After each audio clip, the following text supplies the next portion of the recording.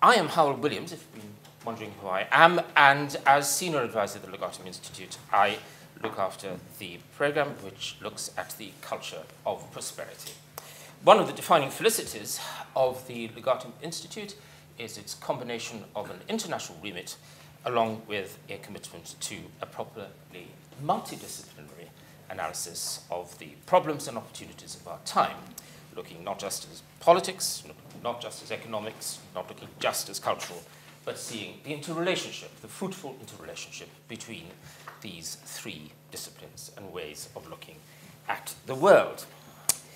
And so to the matter in hand, the recent turbulence in our constitutional affairs, following the decision of the Queen's subjects, residents in Scotland, to stick with the Union of the United Kingdom with a narrow but decisive majority. The future of the Union lies on what view do we take of the British Constitution? Well, the British Constitution was once one of the glories of the island race. It was regularly invoked in commentary. It was, is, famously unwritten, at least in the sense of not existing in a single prescribed document, but it is existing in various forms, in various documents, having been developed over the centuries. Expressive thereby, perhaps some opined, of the wisdom of the island race, a hardy perennial, suspicious of theory, respectful of fact, and always looking at the practical end of things. This view, this venerating view of the Constitution came to a climax perhaps in late Victorian England, and the 20th century threw a few sceptical questions of that in the way. The issue of the House of Lords erupted after that Machiavelli of Northwest Wales, David Lloyd George, introduced his so-called People's Budget in 1911. But then came 1914, and the British thinking classes decided not to think about the House of Lords for at least another 80 years. The woman question, as it was called, and then the question of the representation of the working classes in Parliament. These were supposed to be, according to reactionaries anyway, great problems for the British Constitution. But these two psephological categories proved to be rather keen on voting for the Conservative Party in various 20th century general elections, and so reactionaries were proven wrong, as they so often are. In the mid-20th century, the Constitution steamed along with much of the assurance, apparently, of the Queen Mary. That magnificent transatlantic liner launched by the Cunard fleet in 1936, a consciously old-fashioned kind of liner, but nonetheless having a good deal of contemporary refurb, as we might say these days. So comfort and antiquity seem to be carrying on together. And there were two developments, really, that made the Constitution a bit of a problem for the British thinking classes, and sometimes for the British political classes as well. They were the entry into what is sometimes called Europe, the European Union, and the problems associated with the devolutionary settlement in the late 20th century. Problems and perhaps also opportunities. So it is with that pattern now of constitutional uncertainty that we have gathered here today in order to consider the future of the Union. And as soon as I knew that this was on our agenda, I was very determined to get hold of these three speakers and get them to write these marvelously learned and very accessible essays that I have in my hand here. They are, and their faces will be very familiar to very many of you, Vernon Bogdanor. Nicolas Sarkozy, during his time as President of France, was responsible for two great decisions.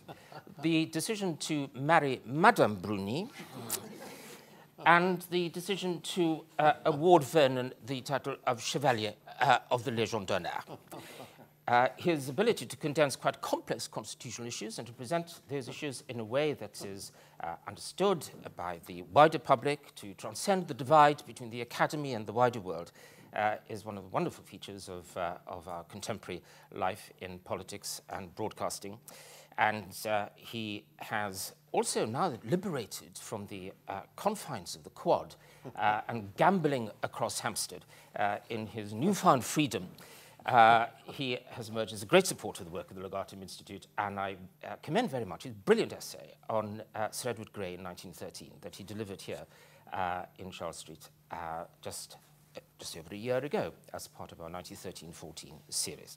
He's going to be talking about the political constitution of Unionism.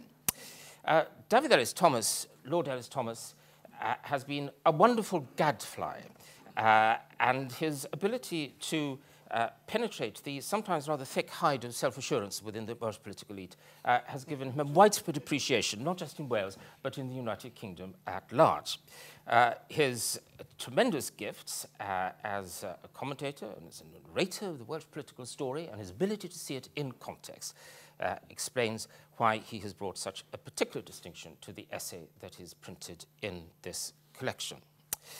Dominic Lawson entered the national stage and the firmament of that consciousness, first of all as editor of The Spectator and then as editor of The Sunday Telegraph. And in both of those offices, he brought a rare lucidity and an ability to present political arguments and public debates in a way that made the newspaper into a central organ and vehicle of opinion. And in the world of the post-editorial phrase, instead of talking about having been an editor, as so many post-editors do, a surprisingly large grouping, occupationally speaking, he now distills and researches to marvelously eloquent effect, I think, in his comment pieces, many aspects that are otherwise unlooked at in the world of journalistic commentary. And of course, his contemporary fame as a presenter of radio programs on chess give him perhaps a particular empathy with these questions of the devolutionary settlement and its fiscal consequences. Ladies and gentlemen, this is not Gardner's question time, but this is the moment at which I say, ladies and gentlemen, your panel.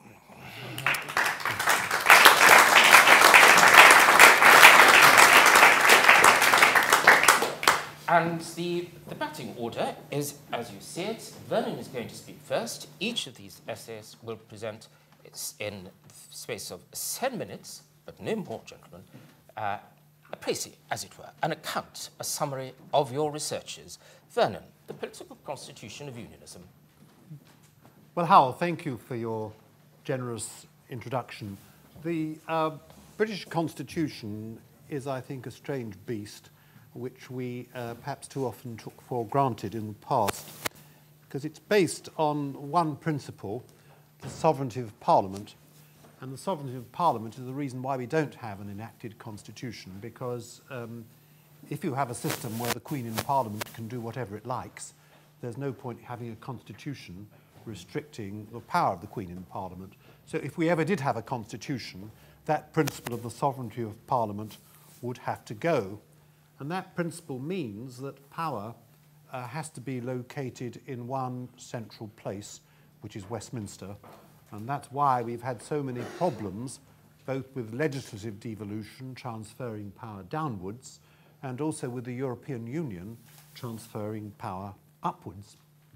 But although the principle of the sovereignty of Parliament means that we've been a centralised state throughout our history, we've never had an ideology of centralisation, and I think that differentiates us from the French, who since the Revolution had an ideology of Jacobinism, defending power being kept at the centre. And we've been fairly pragmatic in running the affairs of the country, to the extent we've been perfectly happy to allow the non-English parts of the United Kingdom, that is England, Scotland and Northern Ireland, to have their own separate forms of government. And that began with Scotland in the 1880s with the institution of the Secretary of State, which gradually developed its powers, and then Wales in the 1960s, and so on. But we weren't prepared to go very far in the 19th century, and people took the view, or most people took the view, certainly they did in Parliament, that legislative devolution for Ireland was not compatible with parliamentary sovereignty, and the outcome there, of course, was the independence of all but the 6 northern counties of Ireland. With Scotland, we've taken a different view, and with Wales, that legislative devolution is compatible with the maintenance of the United Kingdom. But we've always been prepared to recognise that the United Kingdom is a multinational state, and therefore not a strictly unitary state. But England, which of course has the majority of the population of the United Kingdom, has always been the great problem. Because England, although it's prepared to accept diversity, has always resisted for itself federalism or devolution. Most recently in 2004, when the Labour government proposed devolution for northeastern England, which was the area it thought most sympathetic to it, and it was defeated by a majority of 4 votes to 1, and that really took regional devolution, I think, off the political agenda for a long time. And the attitude of people in the northeast seems to have been an attitude expressed very well, I think, by John Major, who said, if the answer is more politicians, you are asking the wrong question. Yes. Now, this has always been a problem for Britain. Now, the current proposal, I think, for English votes for English laws leads in the end not to regional devolution, but to the equivalent of a separate English parliament. And that too will not work, I think, because I don't know any federal or quasi-federal state where one of the units comprises 85% of the population.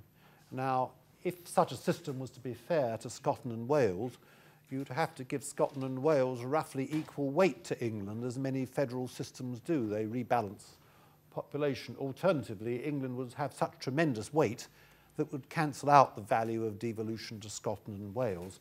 So I don't think an English Parliament is a practical proposition, and I think a proposal that tries to get round that from the Mackay Commission to have an English Grand Committee which would consider English legislation is also not practicable, because it would lead to continual deadlock when you had a government without an English majority, as would happen if you had a Labour government in 2015. You'd be introducing into British institutions the kind of deadlock that we're going to see in America between President Obama and the Republican Congress, and I think that's not something that we want to import. And so I think we will continue with a system of asymmetrical devolution, which is the price that England pays in particular to keep Scotland within the United Kingdom, that England as the dominant nation is prepared to accept that.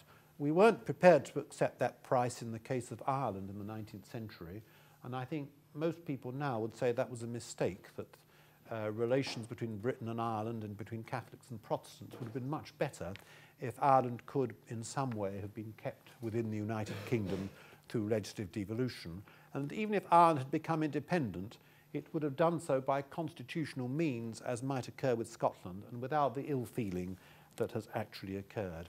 And so I think we'll continue to have a system once very well summed up by Disraeli, who said that England is governed, perhaps he meant Britain, not by logic but by Parliament. And I think that continues to be the case. But there is obviously a very serious English question, and I think that should be answered by devolution within England, not to new regional authorities, which no one wants, but to local government. And I think that would have the great advantage of stimulating some degree of local patriotism in the organisation of public services, and that would be an incentive, in my opinion, to good government if you could get away from totally centralised government. But of course that requires, I mean, George Osborne is moving in that direction with his plans for Manchester. That does require that you give a local government a genuine revenue-raising power. You cannot give wide powers to any body, and this is what's happening in Scotland, I think. You cannot give wide powers to any body without also giving it the power to raise the money for public services, so that the public can judge on the appropriate balance between revenue and public expenditure. Otherwise, if all the money comes from Westminster, you build a system of grievance into government, because everyone in Scotland could say the only reason that the health service isn't better in Scotland is because of the meanness of London, which is an unhealthy system of government. You want a balance between revenue raising and expenditure. Now, in my pamphlet, I propose a royal commission on the Constitution, but that, I'd like to emphasise, should be in the nature of a learning exercise, particularly in England, because the Scots, and to some extent I think the Welsh, have thought about their constitution for a long time. The English are only just beginning to think about it, and I think a royal commission should go around the country, holding sessions in different parts of the country, which the media would report, so that English people get, as it were, a list of questions and priorities which they want considered. And then a constitutional convention might be summoned with popular participation, strong popular participation, if you're going to draw up a constitution. And that constitution would have to be endorsed by a referendum. And given the multinational nature of the United Kingdom, it would, I think, require a majority in each of the 4 parts of the United Kingdom. And it would also require a referendum, I think, with a large majority to alter it, so that you'd get some sort of constitutional protection, if that is the path along which we want to go to have a constitution. And we are one of just 3 democracies without one, the others being New Zealand and Israel. Israel isn't against a constitution in principle, just they can't agree upon one. And too many political parties. It is odd that we haven't got one. It always strikes me as odd. If you joined a tennis club and you paid your subscription and said, can I now see the rules? And you were told that the rules weren't all gathered together in one place. They were scattered in a whole host of previous decisions by the executive committee of the club, and you'd have to search around in the club's archives to find them. But even then you wouldn't get a complete picture, because there were some rules that weren't written down at all, and they were called conventions. You'd pick them up gradually as you went along, though the implication would be if you had to ask, you didn't really belong in the first place, and you should be able to intuit them. I'm not sure that's a wholly satisfactory rationale now.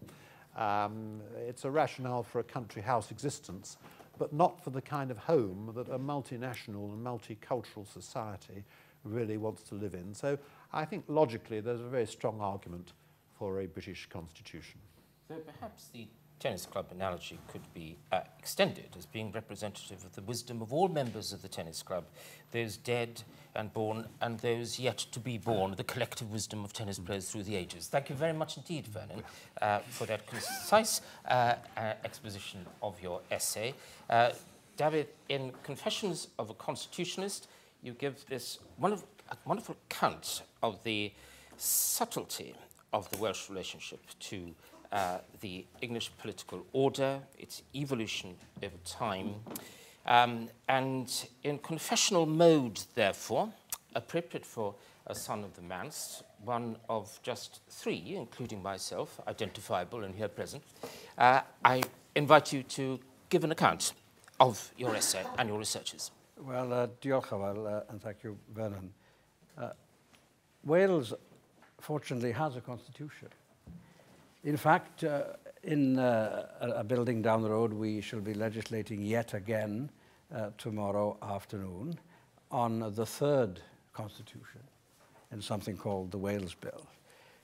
Because the nature of devolution is that powers are conferred upon democratic assemblies, or parliaments in the case of Scotland, by the mothership, so to speak. And the mothership is quite appropriate in this case, because when I was in charge of the organisation of the royal opening of the Senedd building, which is that wonderful Richard Rogers building on Cardiff Bay, Richard Rogers was determined that he should build a parliament because Norman Foster had built quite a few.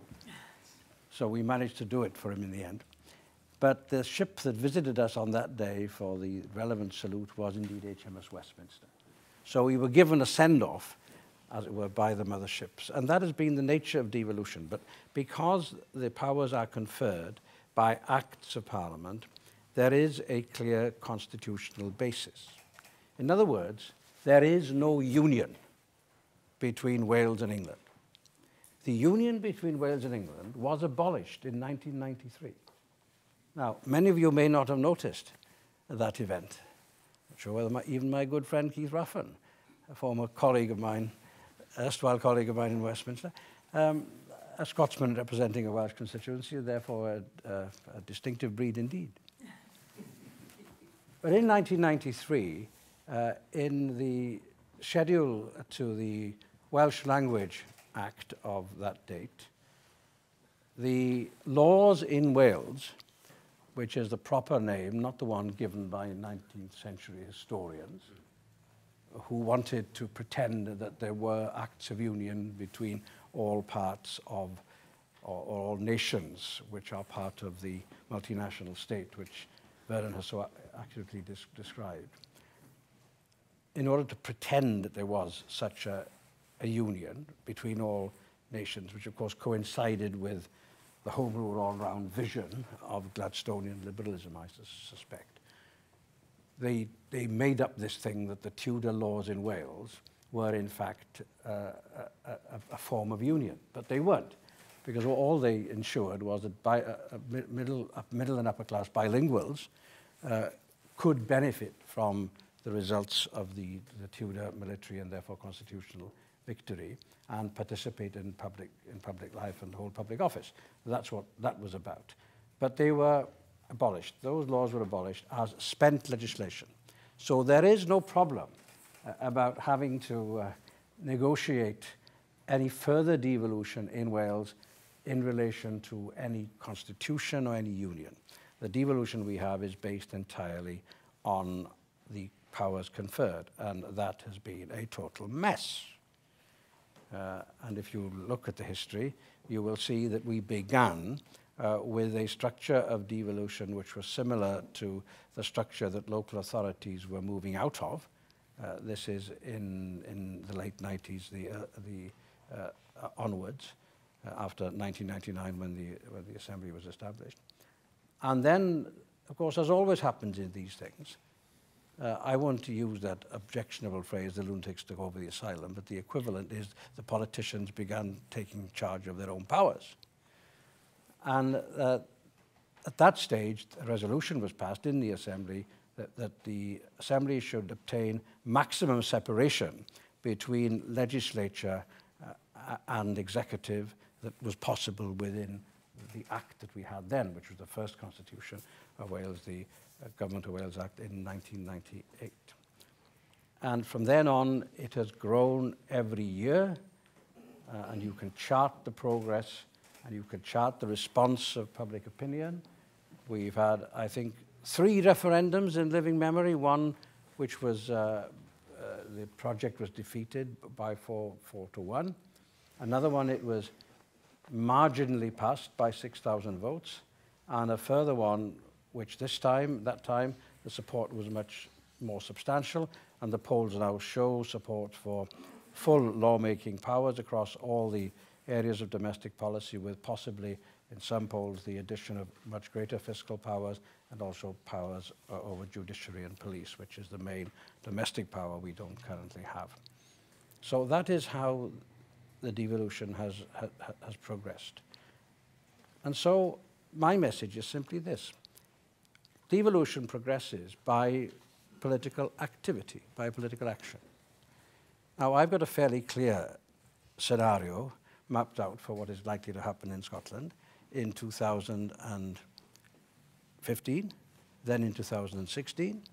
And so if I were you, I would book your hotel space, unless you live in London, ready for the coming Lancaster House conference. Thank you very much, David. Very good forecast. And to Dominic for an account of the implication of these statements in regard to fiscal policy and the economics of all of this. Well, thank you very much, Howell. I just want to say, first of all, I'm very glad you asked me, but I do nonetheless want to challenge 2 of the things that you've said already. One is I've never before been accused of being learned, and I hope that doesn't happen again. The second is you referred to a narrow victory in the referendum. It was not narrow.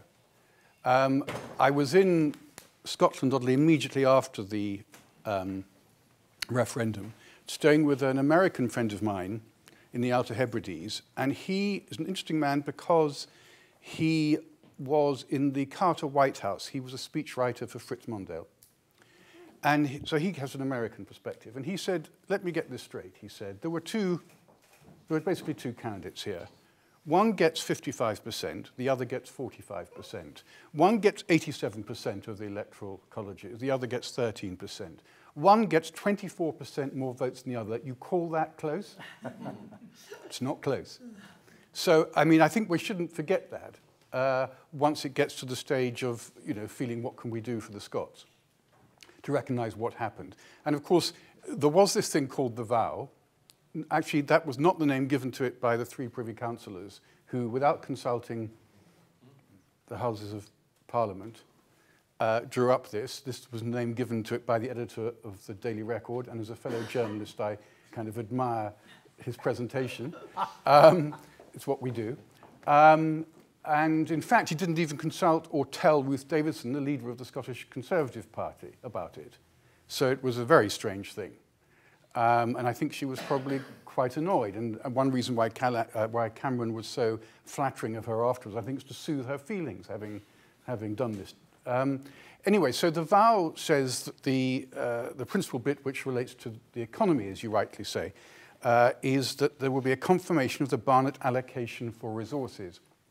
As people here know, Joel Barnett died a week ago, and he was of the view that it was a great disaster that his own formula had continued, that he never intended it to continue, that it should long ago have been scrapped. He was unsuccessful. The reason why he was unsuccessful was the reason why it started in the first place. I mean, first of all, it was very straightforward.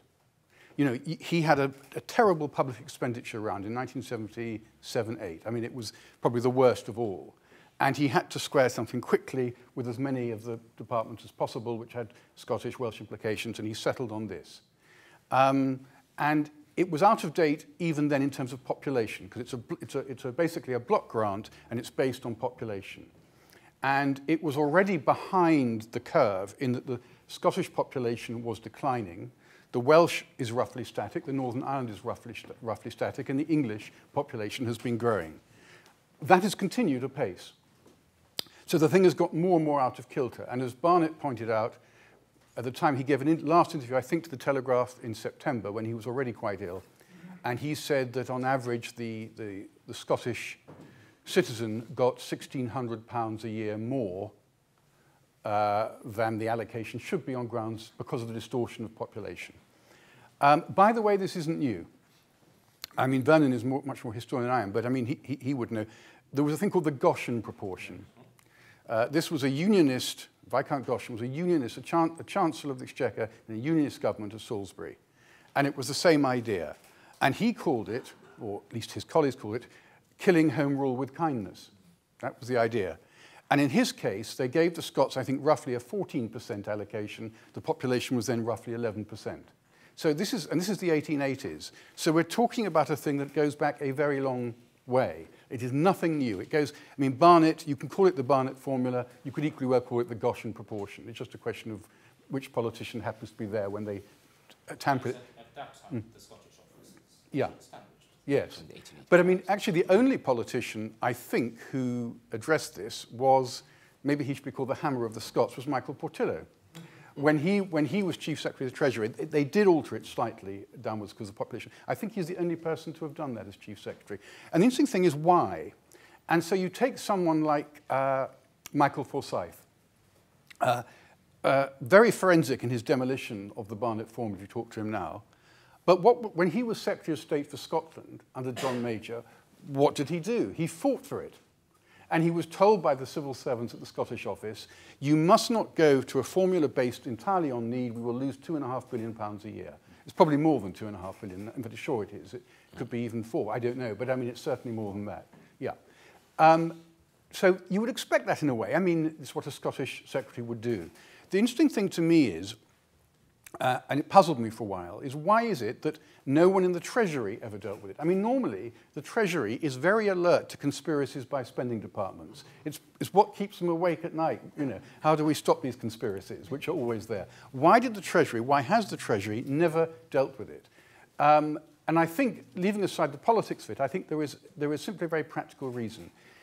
What the Treasury think, I imagine, is that if the thing was reallocated, it would not lead to a reduction in public expenditure. It would simply, the same amount of money would simply be moved around. So there would be no saving as far as the Treasury is concerned. And it might even lead to an increase because the Scots, even if they were persuaded to agree with it, would say, well, we need a period of adjustment. So it actually would have a negative effect on the budget. Yes. Yeah. And the point is that it is very inequitable. But the interesting thing is, The Welsh, for example, come off badly out of this. But there's a very good reason for that. Look, I mean, you may correct me, but the last figure I saw of the proportion of the Welsh people who believe that they should be independent was below 5%.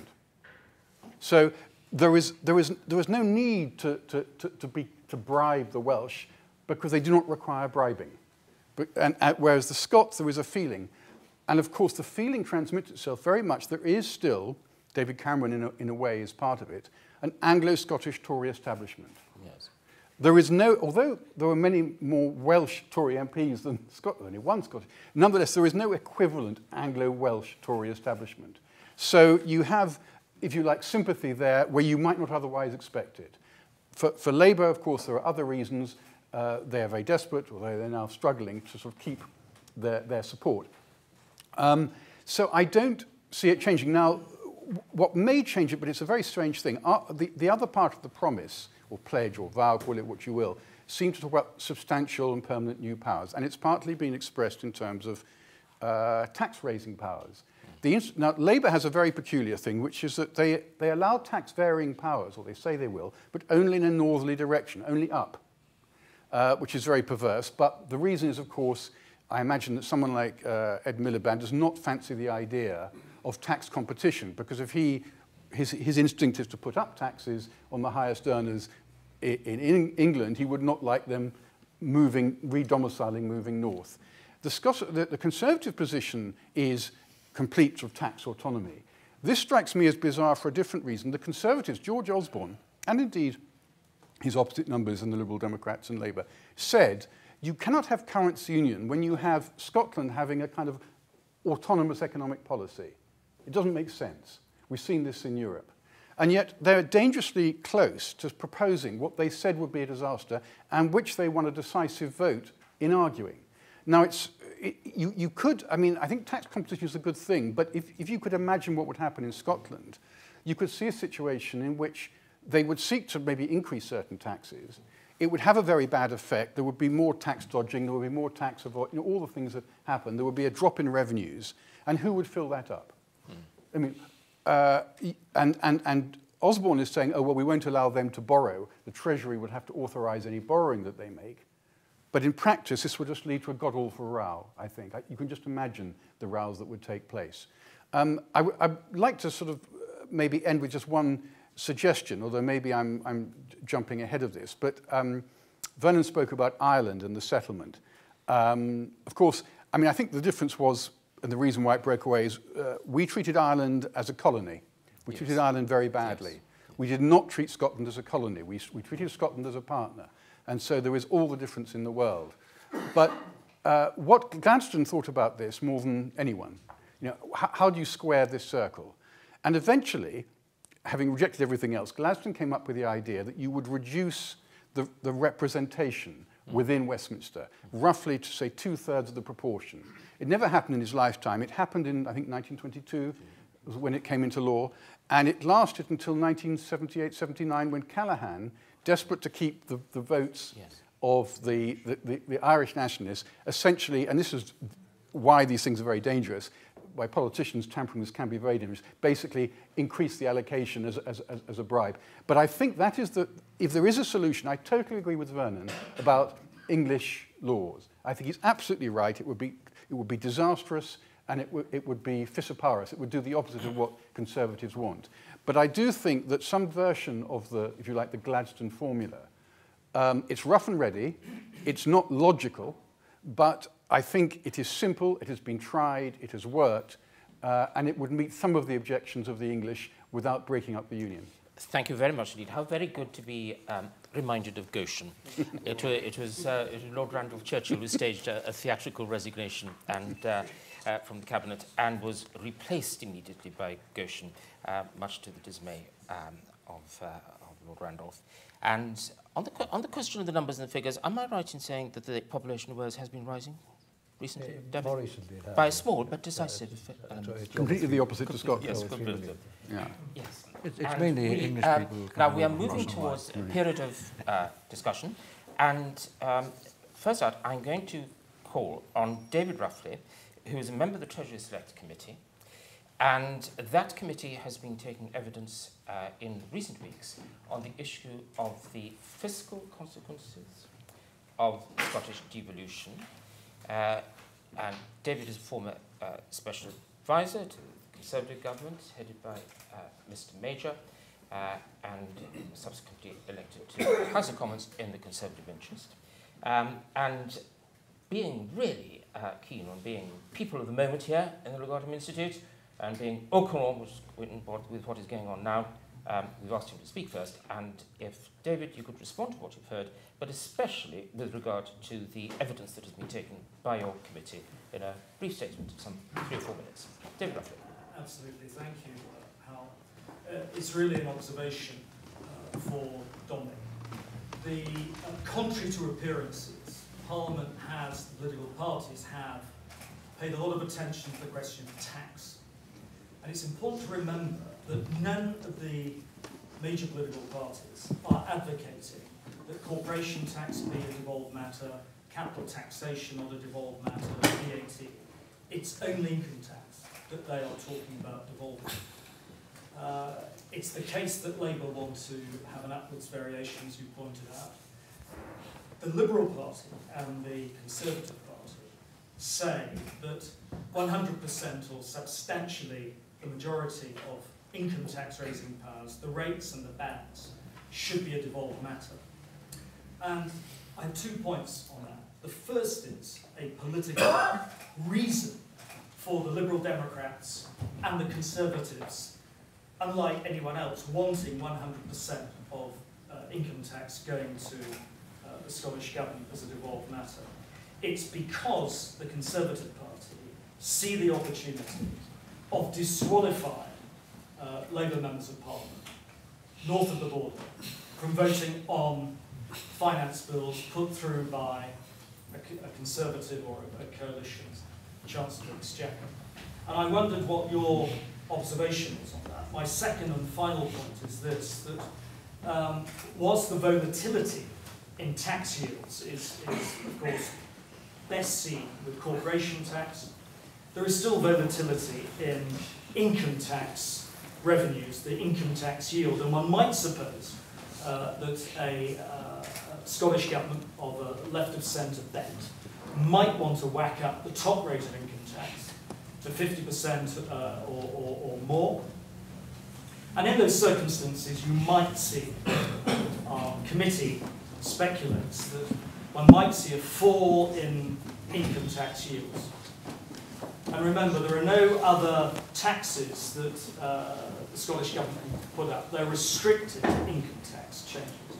And in those circumstances, if there's any shortfall in income tax yields, and it's a devolved matter, it has to come from borrowing. It has to come from borrowing. And the main thrust of the evidence that we've been receiving is it wouldn't be a case of the Scottish Government going cap in hand to George Osborne saying, please can we have more borrowing powers? The argument is that they would have to be allowed to issue bonds into the market, and they would therefore be market risk for any bond issuance. It would be a Scottish governmental problem. And unless you have that, the tax raising powers mean absolutely nothing in terms of accountability, and would certainly not be in any way sustainable politically south of the border. I wonder if you could respond. Backed by the Bank of England? Yes. Yeah, yes. But that's exactly what, this is exactly what during the referendum we were told would be a very dangerous thing to do. This is paradoxical to me. I mean, are you right about earning income tax? I mean, hasn't the Scottish Government recently changed property taxation? Well, in the 2012 Stamp duty. Yeah. Scotland But that's Act, yeah, but they have made changes to tax out with income tax. and landfill tax. And by the way, property taxes, as you know, is a very significant matter. I mean, if you look at the volume of stamp duty that the British governments get, I mean, it's not insignificant. They've replaced the stamp duty Yeah, and tax. but I mean, just to be clear, yes, yeah. the Scotland Act Yeah. said landfill and stamp duty on commercial property, but not on corporation tax. No political parties proposing that. VAT. Certainly not capital gains tax either. So the people who are likely to pass an Act of Parliament in the next Parliament, the Liberal Democrats and the Conservatives, and the Labour Party are limiting their proposals to income tax. It would be odd to devolve the whole of income tax to Scotland because income tax is used to pay for non-devolved services like defence, for example, as well as devolved services. It's a very peculiar thing to do. I'm not But also, not against you, yeah, but against but also, the proposal. I wonder. I mean, your committee is doing this. Has your committee? Does it actually know what the Scottish quote income tax base is? Does it know it? Has it got the figures?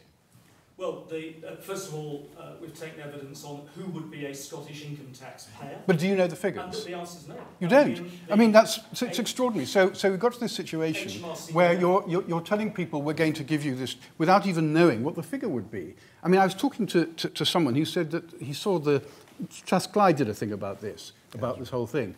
And someone said to me, the only figures in that document are the page numbers. I mean, you know, so I think a bit more thoroughness would be advisable. And going back to your point, what did I think about this, the view of Conservative MPs and how we do this? That's what worries me. I mean, I disapprove very strongly of political parties arranging constitutional change for their own short-term electoral advantage. It's just wrong. Yes. And I think, you know, the Conservatives have been doing that. The difficulty in getting the figures is a reflection of the administrative complication, the bureaucratic inefficiency of government, the fact the figures just aren't there to be found. The first question is, how do you identify the Scottish tax taxpayer? Yeah. And the HMRC have given evidence in the last couple of weeks to say that they are developing a residency test, so that, and that would turn on how many nights do you sleep in the year. Yeah. But you also have all sorts of problems, because none of the political parties is suggesting that income tax be a devolved matter on savings and investment income. Mm-hmm. All we're talking about is income tax on earned income. And they haven't begun to do assessments of what that might yield. So your point is entirely right, and it certainly might be the case that the income tax yield would be way below what most people estimate it to be, in which case the Scottish government would not be in a better position as a result of having devolved income tax. No. But the prior question, surely, is what tax arrangements are best suited to preserve the Union, not just what should be devolved to Scotland, but what can be devolved while being fair to the other parts of the country as well as Scotland. And on that question, it's by no means obvious that the answer is to devolve the whole of income tax. The other point about the income tax yield, whatever the proportion happens to be, whether it's Scotland, Wales or Northern Ireland, of the tax yield, will then be removed out of the block grant. Well, will it? Well, that has not been rendered explicit. Well, I mean, it's the only way to make it sensibly. Yes. Surely you can't have a situation where the block grant continues at the existing level, and then on top of that, devolved government is able to tax people. I mean, strictly speaking, I suppose you would, if you were going down this path, you would first of all have to untangle the whole, because if you were moving from one to the other, you'd have to sort of untangle the whole thing in the first place. Yeah. And we're nowhere near doing that. Yeah. And there are other taxes at the margin. There's been this argument about differential corporation tax in Northern Ireland, which some people have been pushing. Airport tax is another one. Welsh government is desperate to have an airport tax because it runs an airport. So just on a very boring point, there's been a lot of speculation that for political reasons one might want to devolve to the Northern Irish Assembly the power to levy corporation tax. Yeah. Now, the reason for that is obvious, because the competition in the Isle of Ireland. But the reason this is problematical is that any such devolution of corporation tax is viewed as a state aid. Oh, yes, by Brussels, and the only way that Brussels would allow such tax devolution within the United Kingdom is if borrowing risk was transferred to the authority of the Northern Irish government. And we're back to this problem. How can borrowing take place in those circumstances? So I wouldn't bet on corporation tax being ceded to Northern Ireland And if it's ceded to Northern Ireland, it would then have to be ceded to Scotland. And this is something that none of the political parties want to happen to Scotland. Why? Because of the massive volatility of corporation tax revenues because of North Sea oil and the inherent volatility of CT to cyclical downturns. And the reason the main political parties have gone out of their way to say no corporation tax, devolution, we're not even thinking about it, is for that very reason. Thank you very much, David. And we now move to a more general debate and discussion. Yes, sir. And then Mr. Raffin. Hello, Tony Sharp. Devolution's a centripetal thing, and I think we overlooked a way of balancing that with centrifugal powers. I think Vernon's right, there certainly shouldn't be an English Grand Committee, but 3 Grand Committees more closely related to Cardiff Bay, Holyrood and Stormont may well have underlined, perhaps in some sort of revisional role, that relationship of devolution and the Union at the same time. And that seems to be a baby thrown out with the bathwater. The other element, I think, is perhaps the problem for us is that the executive and Parliament are too close, and that's a historical accident to do with George III. And perhaps we should look again at the concept. And I know it's, I think, I think deadlock is good, Frank. That's the Constitution of America, and I think it isn't wholly bad. Finally, I think that a Westminster lower house with those sort of relationships would in effect be a proper revision chamber for the whole of the 4 nations. That means, of course, we really don't need the House of Lords at all anymore. Right, yes, thank you very much. I'm going to take 2 or 3 questions at this stage, and if they could be questions rather than statements. And Mr. Raffin, who was Member of Parliament for Delyn in North East Wales. A former Member of Parliament in Wales and a former Member of the Scottish Parliament. This is working, but anyway, I'm sure you can hear me. While I agree with Dominic Lawson that we mustn't play party politics with the Constitution as exemplified by the Prime Minister's quite extraordinary pre-breakfast, pre-his porridge statement at 7 a.m. on September 19th, when he tried to wriggle out of the vow and of course, get it all involved with the English questions, totally confusing the issue. I do take issue with you over the decisive nature of the referendum.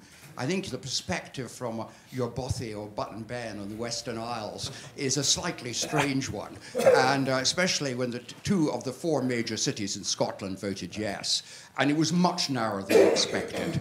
And, quite frankly, if there's an EU referendum, and I'll ask you this question, if there's an EU referendum, if you have this absurd EU referendum in 2017, and Scotland votes to stay in the EU and England votes to leave, then you will have, and it's generally acknowledged, you will have to have another Scottish referendum as soon as 2018. So, the world has moved on September the 18th, and since you returned from the Outer Hebrides, the SNP's membership has more than tripled. We have the Smith Commission, which hasn't been mentioned, which is facing with I understand it's got 6 people to wade through 14,000 submissions and plus 500 from Civic Scotland before the end of the month. Well, I wish it good luck. And I think the SNP will probably walk out by March. Anyway, the point I want to come on to Vernon Bogdanor, and this is a question, is about the convention and the Royal Commission. Royal Commissions are out of fashion, partly because they take so long and they forget the evidence they initially took by the time they come to write the report. So why don't we just go straight to a constitutional convention? Scotland actually had a constitutional convention prior to devolution, and it worked well. It was, if not all party, it was pretty cross-party in its representation, and it helped lead us towards devolution. Why not just have that? I think you're absolutely right about the English question. I don't think it can be resolved probably easily by regional assemblies, but I was the anchor at the Welsh Devolution Assembly referendum in 1998, was it, Dafydd? 97. Yeah, anyway, it was very close till the end. And look at the support in Wales now for the Welsh Assembly. I think there needs to be political leadership to set up assembly. So clearly one that Vernon must respond to there, but hold that thought for a while, Vernon, and perhaps remembering there was a Kilbrandon Commission, wasn't there, in the late 70s. Sir? Do I need Could you tell us who you are? Okay, right. First of all. First of all, my name is Andrew Leung. In fact, I need to enter a caveat. I'm speaking from the outside looking in. I'm a China strategist, but I was perplexed in a recent conference which I attended on this very question, hosted by a redoubtable professor and serving member of parliament. The argument seems to be that one way or the other is going to lead to a breakup of the union. The argument goes like this, that if devolution is not as full as promised, then it would empower the Scottish National Party and their followers to trigger off another referendum. And this time around, they may get it. Now, if there is the devolution as promised and as full, as satisfied as original promised by all the parties, then they would trigger off the UKIP's demand for a British Parliament. And then if there was a British Parliament, because it cuts right through to the fabric of the Union, then again it would gradually lead to the breakup of the Union. So I am a little bit perplexed by this argument. Of course, I also buy this argument about the economic realities. You know, how likely can the breakup happen, bearing in mind that the 80% of the UK's economy is generated by Britain, and particularly London.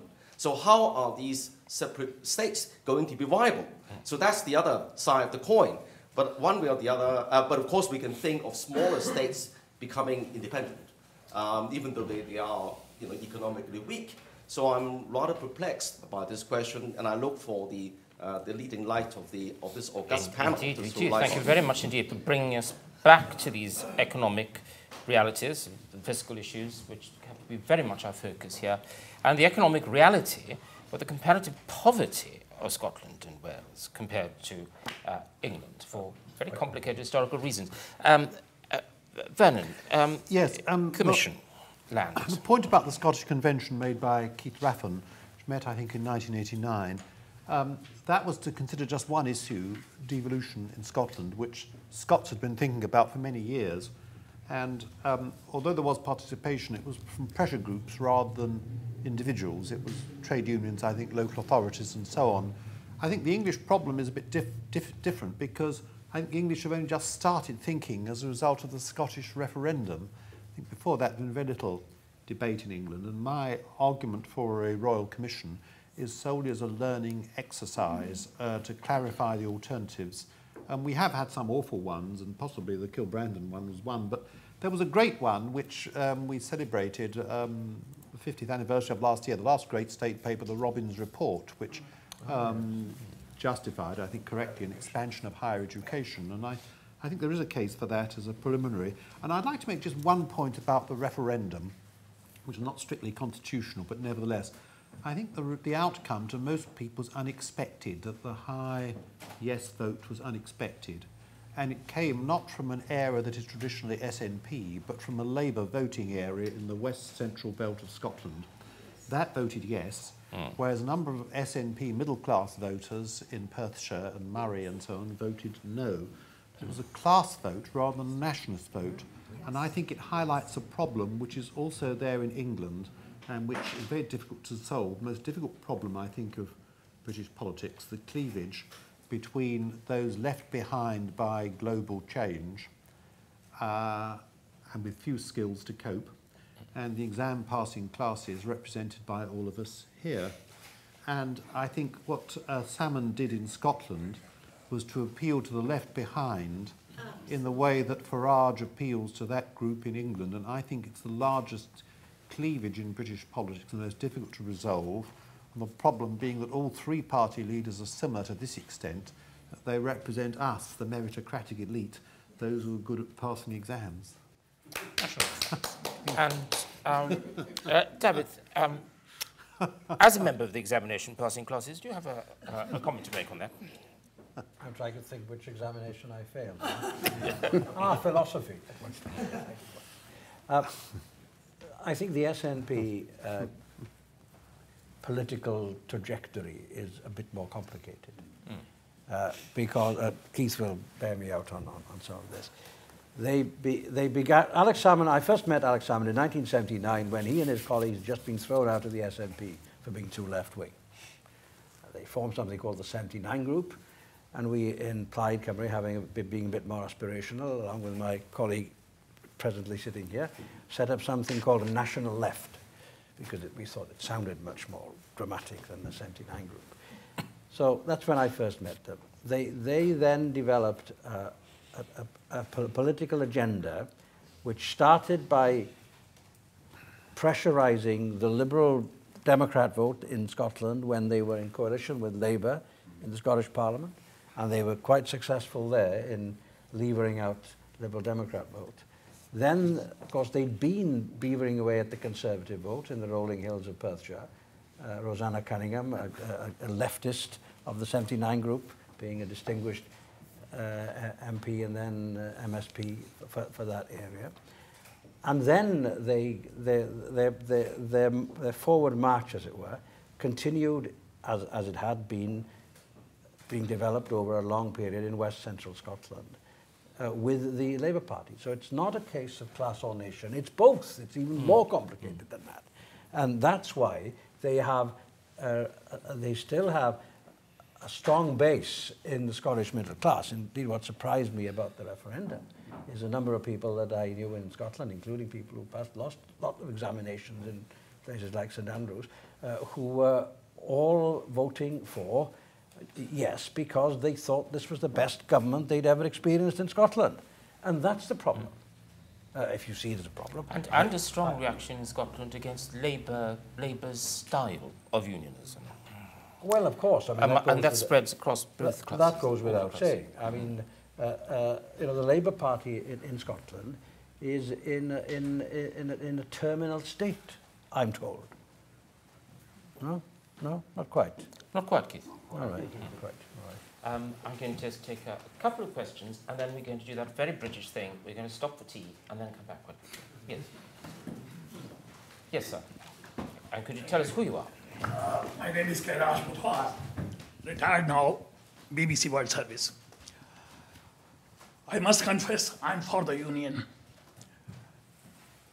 It's 90s when SNP had just come into power in Scotland. And we were debating what the revived leader of SNP should be called there. And finally, we settled on First Minister.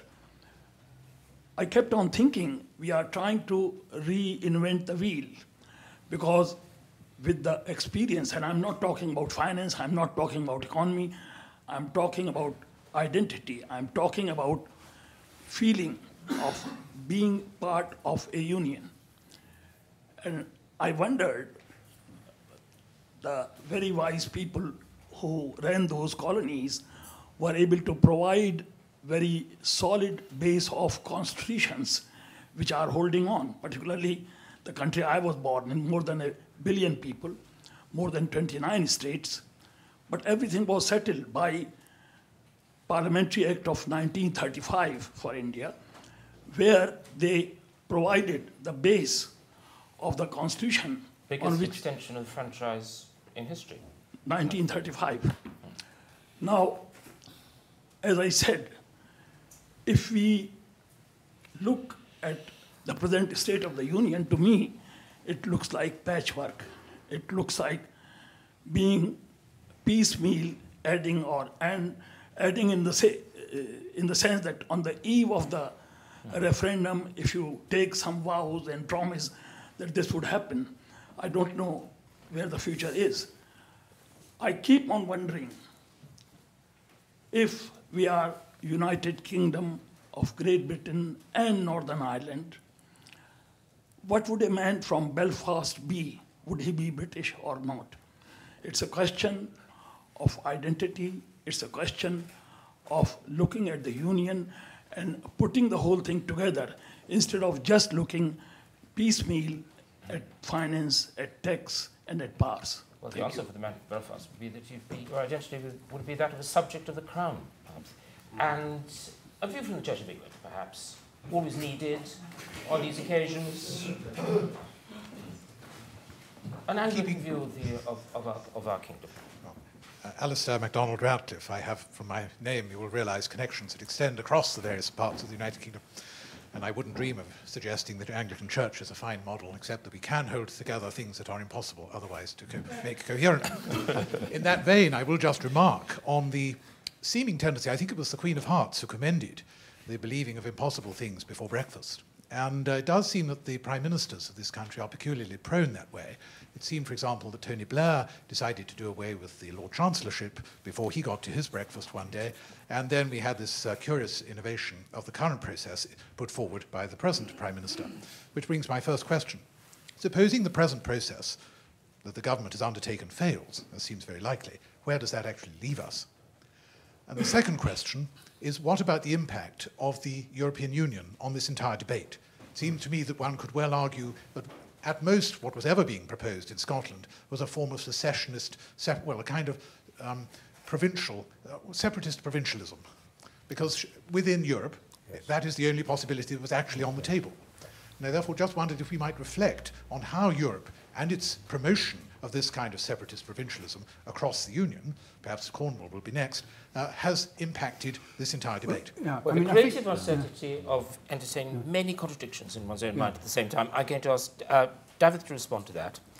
First of all, I think it's important that you all read the white paper, not the whole 600 pages produced by the Scottish Government, but certainly the main bit of it, not the Q&A at the end.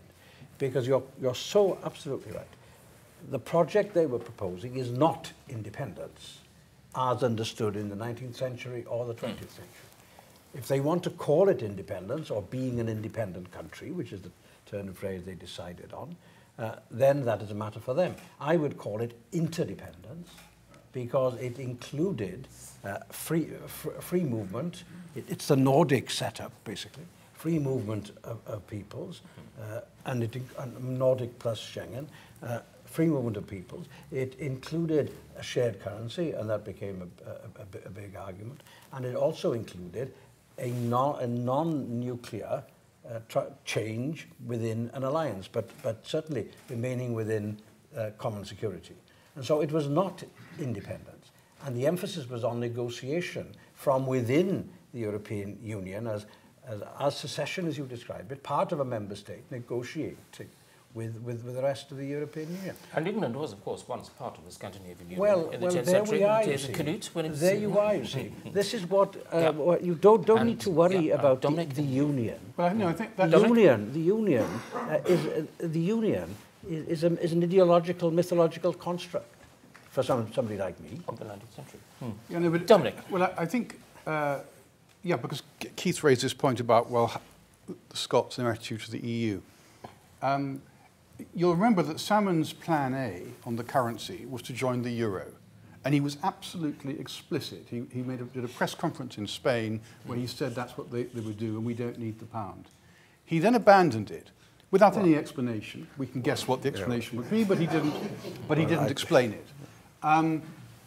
Then he said that the Scots would have sterlingization. The European Union, at several levels, made it absolutely explicit that this was not compatible with membership of the European Union at all. Now, I know you and others take it as self-evident that the Scots would rather be with the EU than with Britain. But if they're presented with the choice that you can either stick to the currency you've got or you will be made to join the euro, you may not be right. And a final pre-tea remark from Vernon. Well, the EU raises huge questions, and I'm glad you mentioned it, because from one point of view, it helps nationalist parties, because part of the motivation for a nationalist vote, not only in the United Kingdom, but elsewhere across Europe, is a resentment at remote government, and that remote government's not only in Westminster, but also in Brussels. But also, and this is contrary to what some nationalists say at least, the EU does limit the amount of devolution you can have. For example, in the Scotland Act, agriculture is a devolved function. Now, what can that mean when 98% of agricultural policy is decided in Brussels and the British government is legally liable for ensuring that agriculture, that we comply with the EU agricultural rules. And it's also the case that only the national government can be responsible for that. So there can't be a easy direct relationship between, say, the Scottish Parliament and Brussels unless permitted by the British government. And Bavaria has it on some matters, like the arts, I think, which the federal German government allows. But I mean, some would argue, if you were hostile to devolution, which I'm not, you would argue that Scotland was better served by a very strong Secretary of State who's in charge of all these functions rather than devolved government. That would be the anti-devolution case. But on David Elis-Thomas' argument about independence, I'm not sure he doesn't carry it too far. Again, this is the nationalist argument that independence doesn't mean so much with the European Union. But in practice, I think it does, because the key factor of an independent Scotland, or Wales for that matter, would be that Scotland or Wales would not be represented at Westminster, which is where still a number of very important decisions are made. And that, I mean, that may have benefits. I wouldn't wish to argue that, but there are also costs of not being there. This is what Norway finds outside the EU, that decisions are made that affect her, but she's not actually present to argue her case. And I think that becomes increasingly important as the EU is developing into an intergovernmental system rather than a more integrated system, so that national governments are not being superseded as much as one might previously thought. So on the whole, I think the EU damages the nationalist case rather than... And with that exciting prospect of being able to advance into that territory, the extent to which we are all European regionalists now, or not, we'll break for tea and come back very soon in about 10 minutes' time for a second half of our discussion. Yes. David Conway? David Conway, correct. Yes. Whose father came from Llanelli? His father came from Llanelli. This is a Welsh mafia here. But whose father came from Lithuania?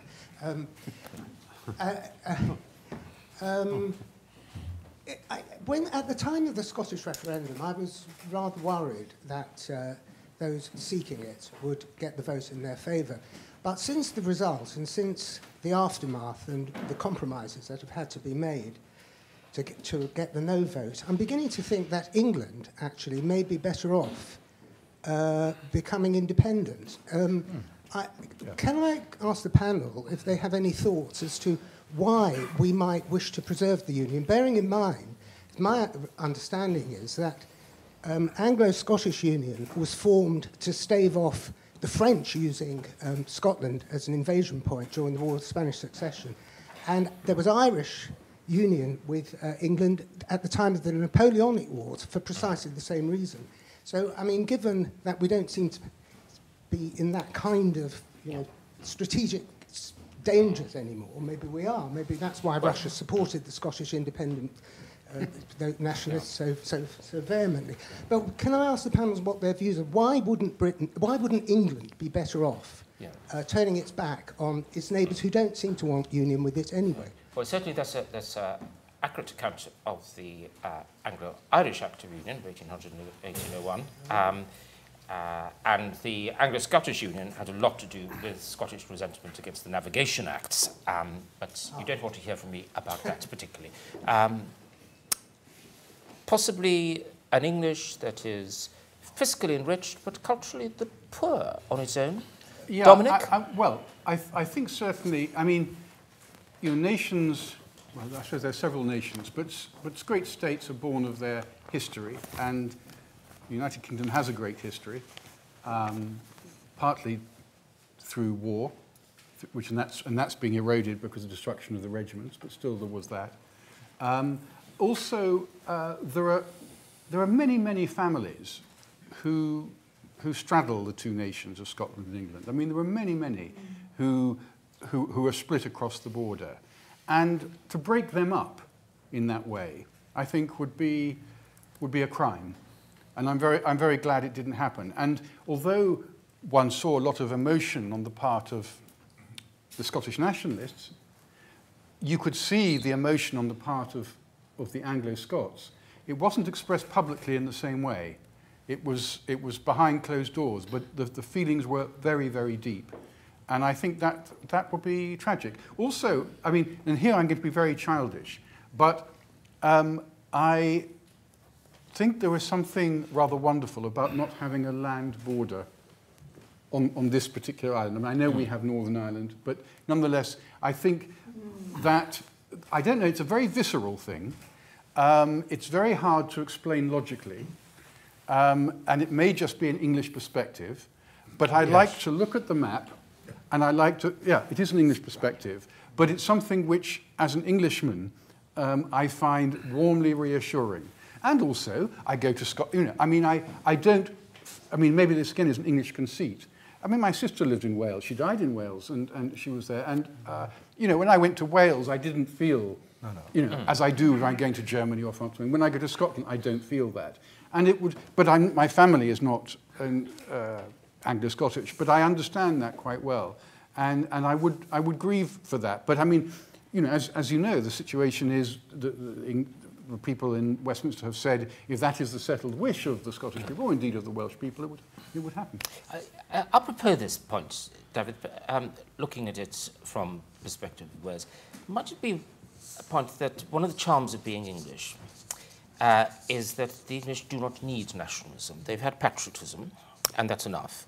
But a sense of nationalism is more likely to be entertained by a country that feels itself on the margins. I've never bought this, you see. Because as a lowercase, I suppose, no, uppercase W, lowercase n, Welsh nationalist. And that means I'm an autonomist, I'm an interdependentist, not an independentist, and all the rest of it. I don't need to explain that. It should be fairly obvious in what I say. My take on this is that the nationalism of England is expressed in the confusion between England and Great Britain and the United Kingdom. And in the use of the word nation on Radio 4 continually to refer to the United Kingdom, or at least Gwyneth Williams used to say, the United Kingdom, I can't imitate him, the United Kingdom of Great Britain and about a half of Northern Ireland. But that's the reality, you see. These borders are created, especially the one in Ireland. And one of my, I probably won't live to see it, one of my hopes about the current renegotiation of the Union is that there can be a return to the question of Ireland. Not in the sense of a united Ireland, but it would be a united or a more united, because countries who call themselves, or states who call themselves united, it's always aspirational. Just like football teams who call themselves united. It's the same sort of use of language. So I hope there will be something of that order. But my feeling about the border, I never use the word border. I find a lot of my conservative colleagues who want to stir up arguments about the NHS in Wales and England love to talk about cross-border issues. Well, I've never seen one. And I'm particularly devoted to the two things along the marches of Wales. The whole history, obviously, 600 years of particular... Well, 800 years, 1,000 years, sorry. Yeah, well, it's still going on, of course, yes, of course. And because it's now the marches of Wales are ingrained forever in the administration of the UK as the rail franchise. I hope we can retain that one, because the railway obviously goes across.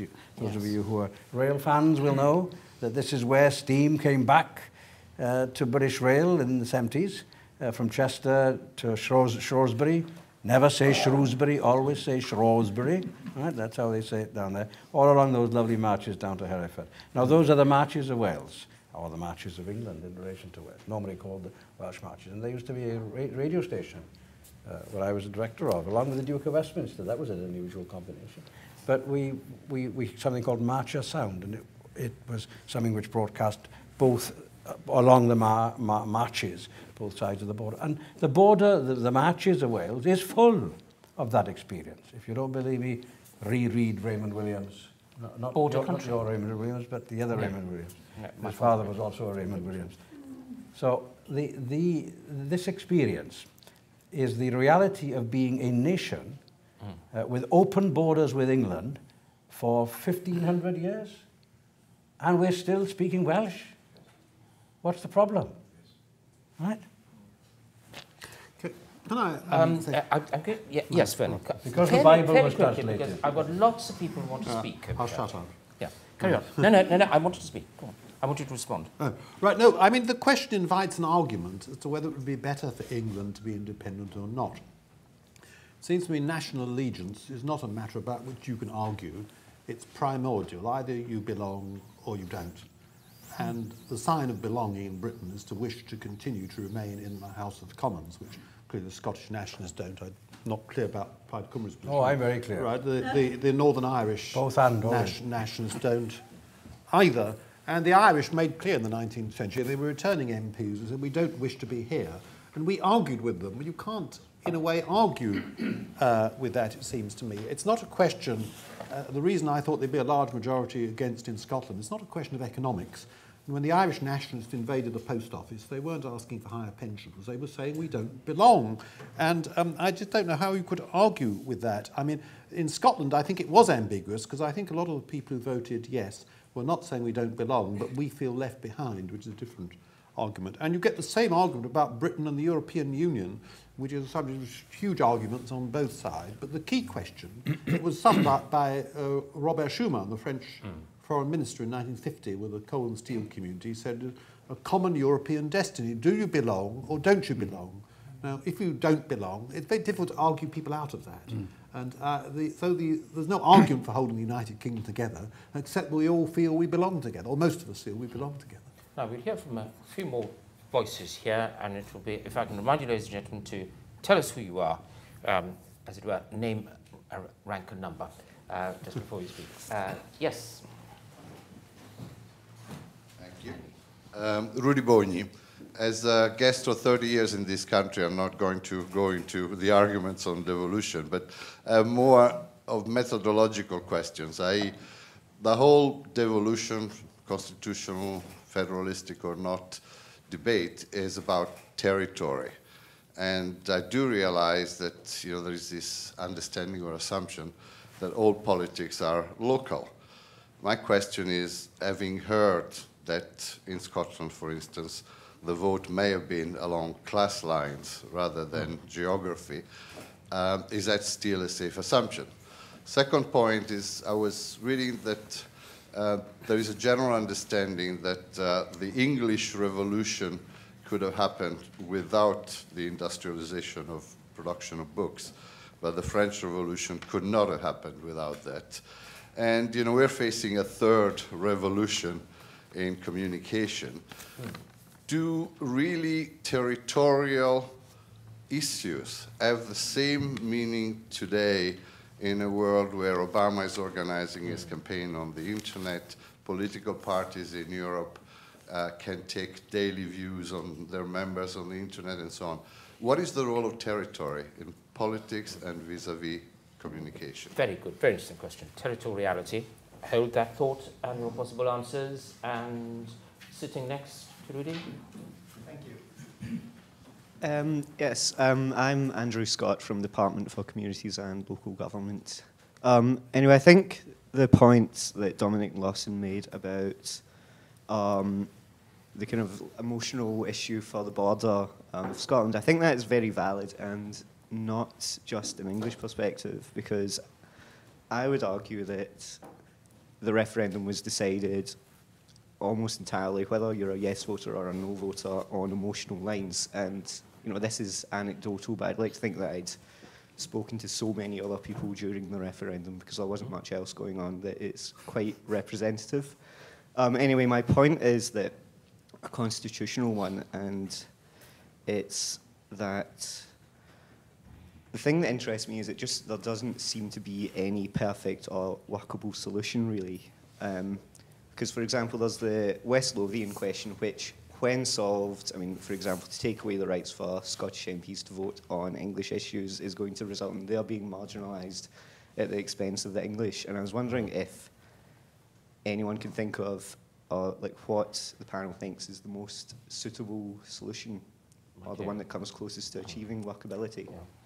So possibly perhaps a sign of a mature constitution is that you live with the uncertainty and decide that symmetry is not an appropriate model. And yes, sir?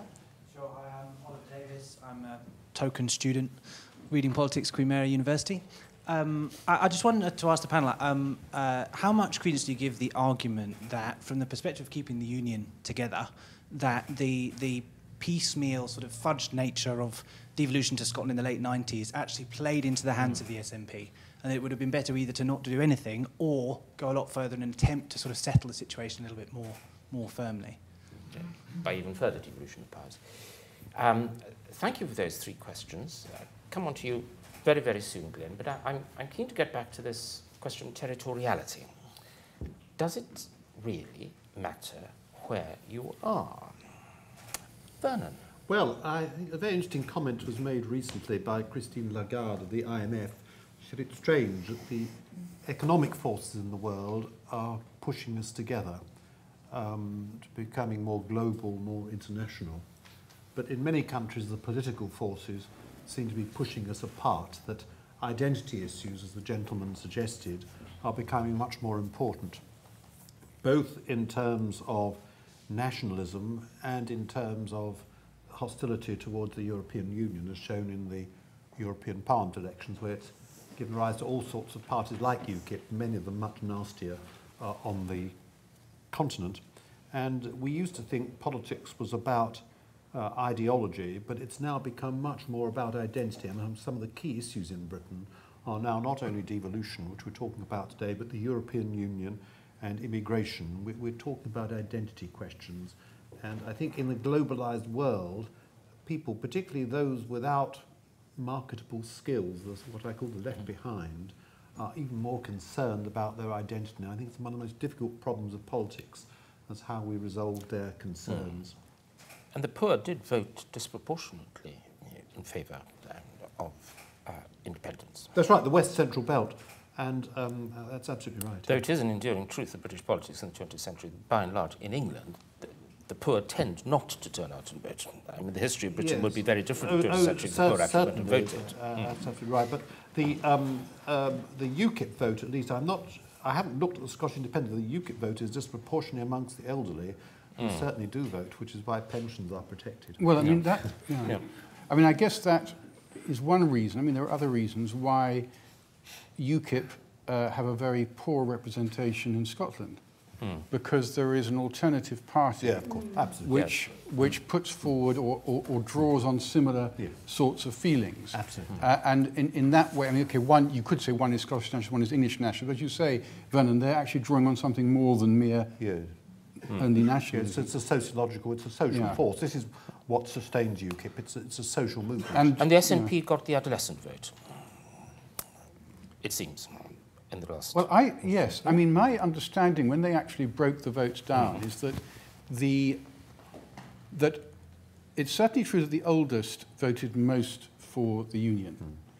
But when they broke it down, the youngest, what you call the student vote, it was pretty much 50-50. 50-50. Yes.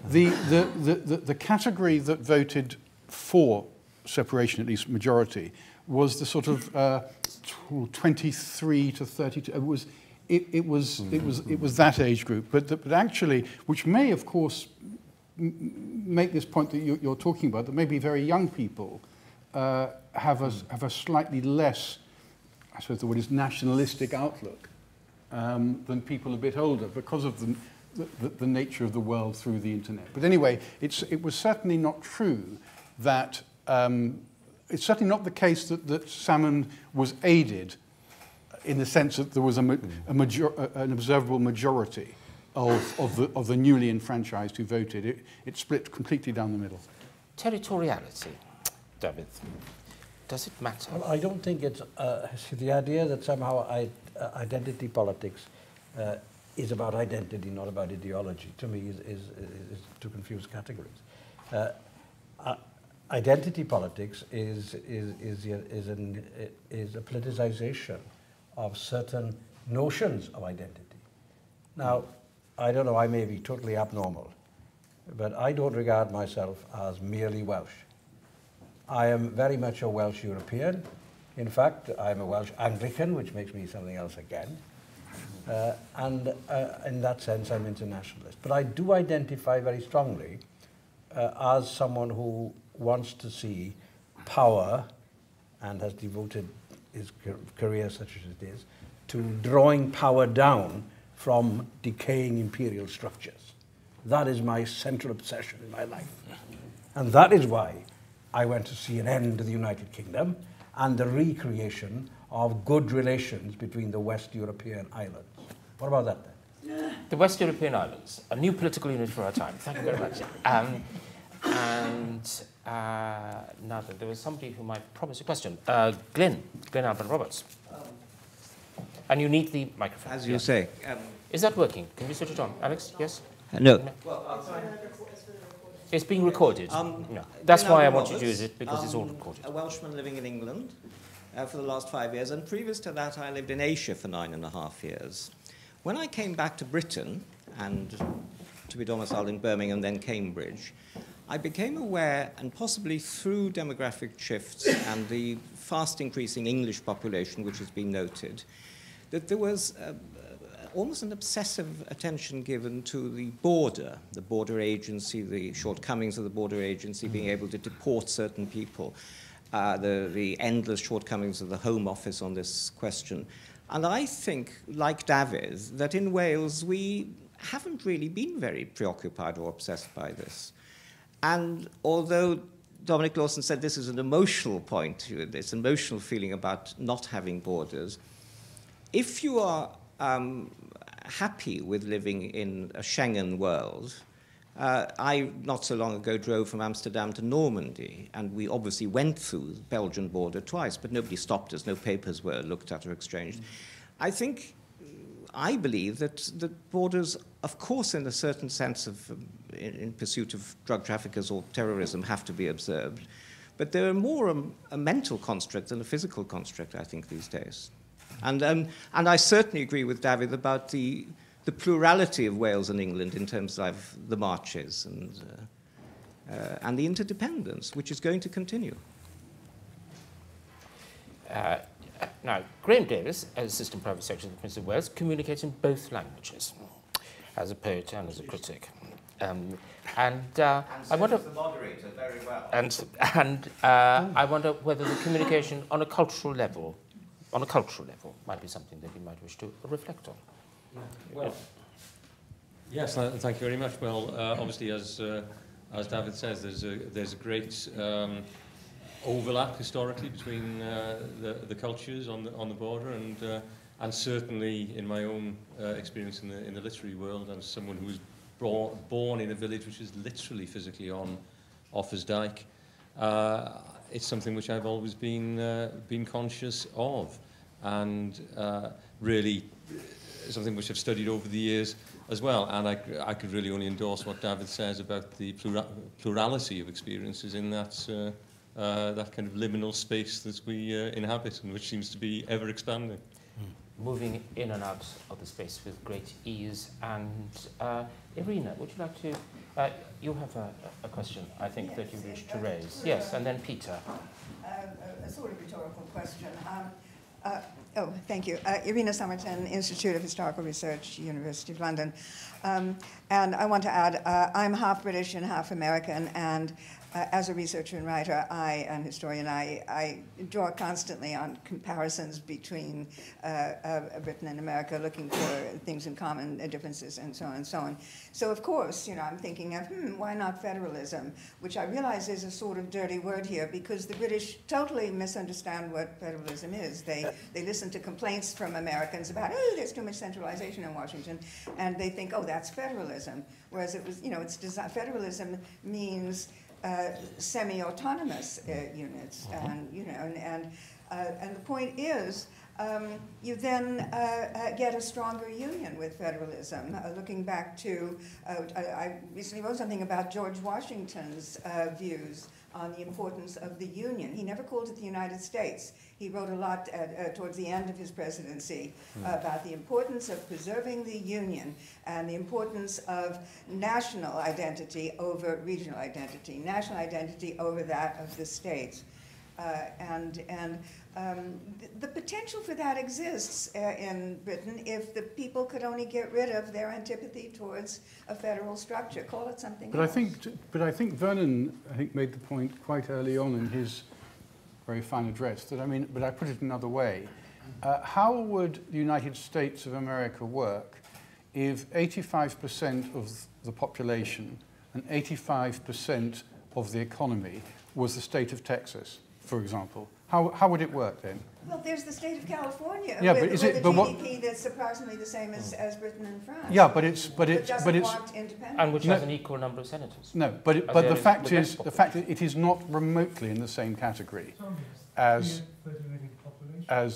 in terms of its proportion of its economy to the United States as England would be to the United Kingdom. It's simply of a different order of magnitude. But I think I'm right in saying that in the Constitution of the United States, there's been no change in the number of congressmen and number of senators that are elected from each individual state, despite the huge disparities in... No, the number of congressmen has changed as the population. But not the number of senators. But the number of senators is exactly what it was which does seem weird. 1789 when the USA was created. Yes, David. Yeah, nobody has talked about the global region in which we are discussing these matters, because it's not right to say that there is no devolution in England, because we have the Mayor of London, and more importantly, we have the London Assembly, which I assume is regarded by Londoners, and I'm only a part-time Londoner, mainly during the day, because I escaped to Cardiff, transform myself on the 125 in the evenings. But the devolution in London has been relatively successful. Yes, but we don't really have regions in England in the way that Bavaria is a great London, Greater London, certainly has regional identity. And I would say that so has Greater Manchester. But I wouldn't say that East Anglian man but I think also, or Wessex woman I don't know whether this is a slightly different point, but one of the questioners earlier spoke about the problem of Westminster being both the executive and the Parliament, but we're slightly unusual in for example, compared to France, where in France, if you become a member of the government, you cease to be what we would call an MP. The two things are different, whereas we're rather different. You remain an MP no matter whether you're the Prime Minister or the Chancellor of the Exchequer. You have your local constituency surgery. You represent a particular area. So, there is a distinction which makes it, I would say, slightly less centralising in the attitudes of the people within the executive, because they have to be very alert if they value their political future to their locality. I think the point about London has a great deal of weight, and I think the sense of Londonness has increased since it was set up as compared with a sense of belonging to Croydon or Bexley or wherever it is. But, and I think the great advantage is it gives you accountability, that we all know who the Mayor of London is. I expect few of us could say who the leader of the Birmingham Council is, or Newcastle, or whatever.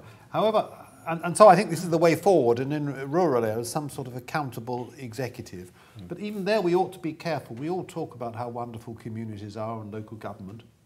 But even in the London election, the last one, only 45% turned out.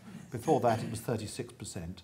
In the referendum, only 36% turned out. We all love local localities, but we won't actually vote in local elections. The other thing, then, and maybe it's something you touched upon in your paper, I think it may have been, that people do not like localism when it comes to quality of service. No, that's right. People hate the postcode lottery. They really resent it. They think, why isn't ours exactly the same as everybody else's? And so everyone pays lip service to localism. But if it actually resulted, as it would if done, in a wholehearted way, in very wide quality of service, very big differences. No, they want some central body to say, we will make sure that the quality of service in your region is exactly as good and no worse than another. One way we differ from America, can I just come in briefly? Yes, I'm going to call in an American voice in just 1 minute. Yes, carry on. Is that our welfare state is more tightly organised and based on the principle that the benefits you receive should not depend on where you live, but on your needs. And this was why Aneurin Bevan, though a great Welshman, was very opposed to devolution. He said sheep don't change their character when they cross the border. Even if you're ill, whether you're in Wales or England, your need is the same. It doesn't depend on where you live. And America, being a wider country, a continent, in fact, doesn't have that principle. And we have to be careful, I think, that devolution doesn't undermine that too much. I mean, some people say, why should Scottish students not have to pay tuition fees, whereas English students do? And that may be tolerable, but at some point people say, look, that's unfair, the different, say, pension rates or disability benefit rates and so on. So I think that's where we do differ. And would you forgive me, because I'm interested you make that point about tuition fees, and going back to this question of, Europe. At the moment, it is okay. Within the United Kingdom, the Scots can say that we will have tuition fees not charged to Scots, but if English people want to come, then they'll have to pay. The moment they become an independent country, quotes independent, within the European Union, that would be illegal. Yes, that's right. That would be illegal.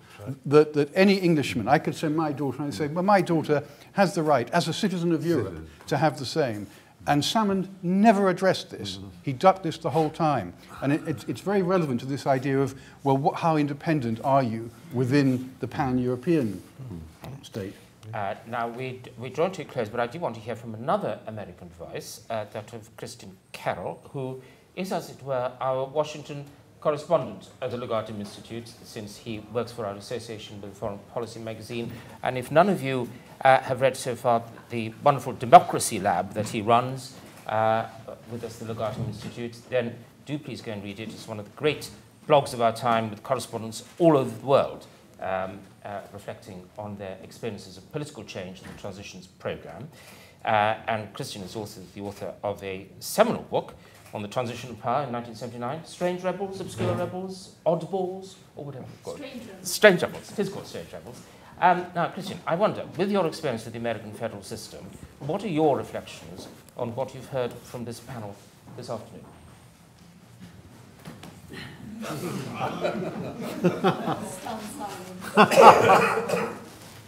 Does devolution and national changes in terms of the American experience make sense to you? Well, the only observation that really comes to mind is that in both cases we're dealing with systems which are very much the product of long-term accretion, evolution over a very, very long period of time. I wrote a piece a few months ago extolling the virtues of the German Constitution to an American audience. And one of the things I like very much about the German constitutional experience is their unbelievable willingness, propensity to amend it. They've amended it over 50 times since 1949. I mean, some may say that's a disadvantage. But it is striking that in our country, we're still laboring under all the odd outgrowths of a late 18th century constitutional system, which in our case we did trouble to write down. We are also experiencing, I think, a crisis of devolution or the lack thereof. Why do I have, why should somebody from Wyoming have 2 senators? When somebody from California also has 2 senators, I simply don't understand it. So I am fascinated by the British constitutional discussion precisely because both of our systems, I think, face very similar challenges. How to actually reintroduce balance, true democratic accountability into systems which have worked really very well over time, but are now both, in strikingly similar ways, I think, showing their age. I mean, that's probably not a very deep observation.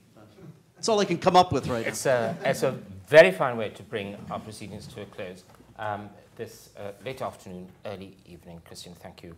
I would like, on your behalf, ladies and gentlemen, to thank the members of our panel this afternoon for certainly dealing with great aplomb with the sub-clauses and the clauses of constitutional change, but most of all for grounding their discussion in the reality of lives and changes current in societies as lived by people. So this has not been at all an abstract discussion.